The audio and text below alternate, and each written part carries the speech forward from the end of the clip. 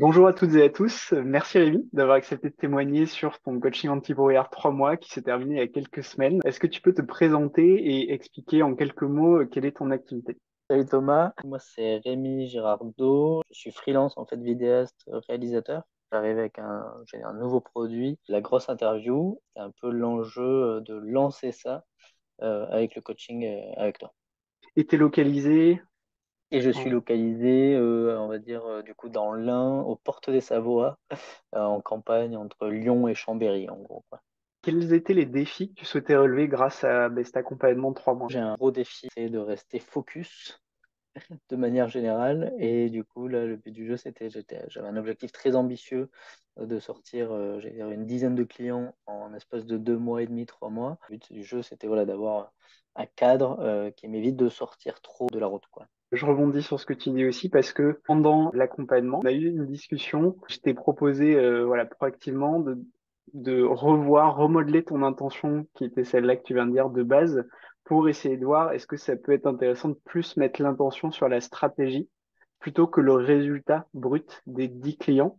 Je me souviens très bien, moi j'avais cette envie de te coacher, mais sans trop savoir exactement pourquoi. Et donc, évidemment, quand on est coaché, on arrive avec un objectif.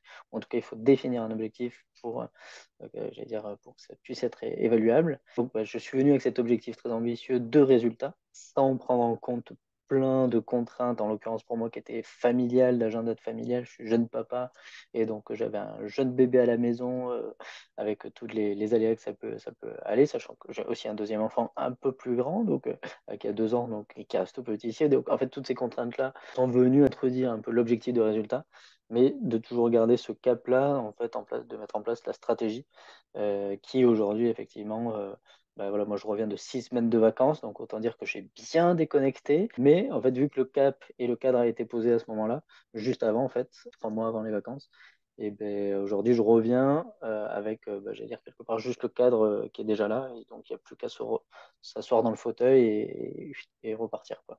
Pourquoi tu as choisi finalement ce coaching plutôt qu'une autre solution d'accompagnement? Parce qu'il existe aujourd'hui pas mal d'options en fait pour se faire accompagner en tant que solopreneur.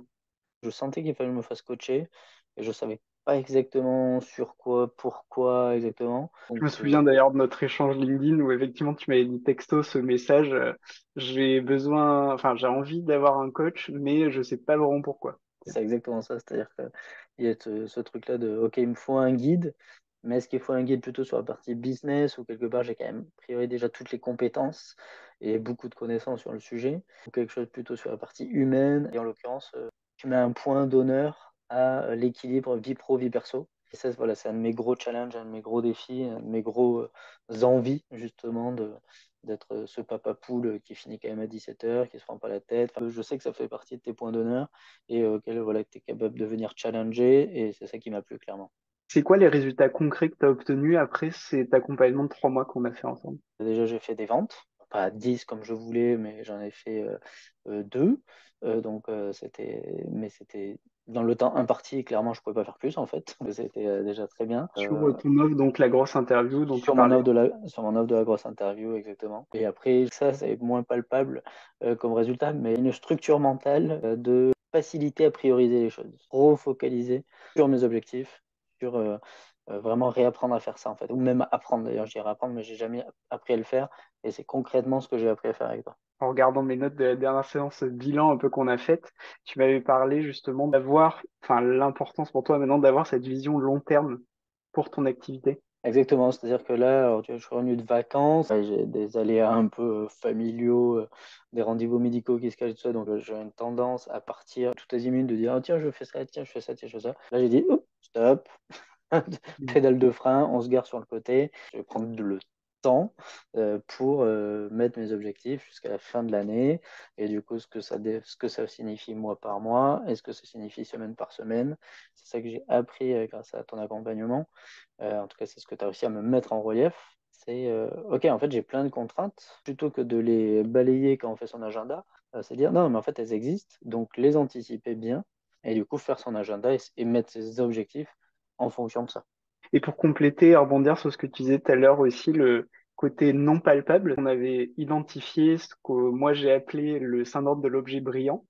Donc en fait, une tendance à sauter sur les opportunités, les nouvelles qui se présentent, sans tenir forcément compte du cadre dans lequel tu évolues, ou en tout cas des objectifs présents. Ça, c'est quelque chose que j'ai appris du coup. Enfin, c'est-à-dire que voilà, tu es arrivé en plus avec cette expression.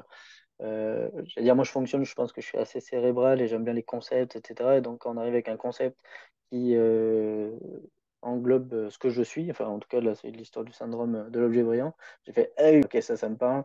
Et donc aujourd'hui c'est beaucoup plus simple quand ça m'arrive déjà de pouvoir mettre un mot dessus. Et d'ailleurs ça fait partie des choses que je dois faire, mettre en place un process décisionnel. Ça faisait partie des dernières choses qu'on a vues lors du dernier coaching pour dès qu'il y a un objet brillant qui apparaît, c'est-à-dire ok en fait on va se poser, on va suivre son process décisionnel et dire eh ben en fait non ça rentre pas dans les cases donc non merci désolé. Donc ça c'est un outil pour répondre voilà à mon défi qui était de mettre un cadre on va suivre et pas sortir dès qu'on voit de la lumière quoi. Et comment tu te sens émotionnellement aujourd'hui, maintenant que l'accompagnement est terminé? Notre échange vient un mois et demi après j'allais dire notre dernier coaching et après 6 semaines de vacances, donc autant dire Ouais. qu'émotionnellement, je me sens plutôt bien. Cela dit, en revenant et en voyant en fait toute ma to-do qui était déjà en place pour ce mois-ci, et enfin voilà, pour la suite des événements, en fait, ça m'a mis un peu dans une situation un peu de stress.